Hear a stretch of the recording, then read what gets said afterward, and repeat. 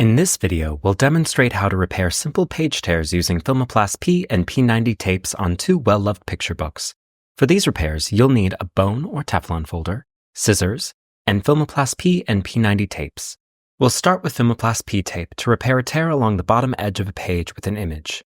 Notice that previous repairs in this book used non-archival tape, which has yellowed and become brittle over time.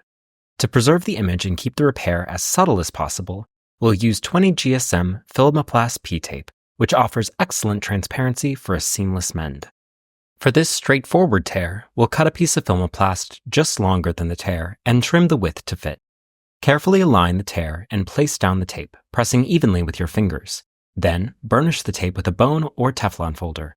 You'll see that as it's burnished, the tape becomes nearly invisible, allowing the image to show through while creating a strong mend.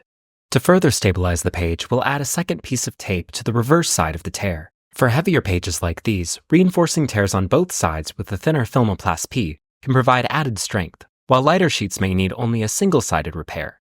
Burnish again to ensure a smooth, seamless repair, and trim any excess tape. And there you have it. In the second book, we'll repair a tear along the page's foredge. Since there's no text or imagery here, we'll use the 50 GSM Filmoplast P90. Thicker and slightly more opaque, P90 provides excellent stability for heavy pages while gently concealing the tear.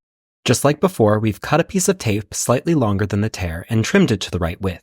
Place it down, pressing evenly, and burnish generously with your folder. Notice how the P90 tape practically disappears on the white page, leaving a strong yet subtle repair. Trim once again, and there you have it. Two simple, effective repairs using Filmoplast P and P90 tapes, ideal for preserving the longevity and readability of your books.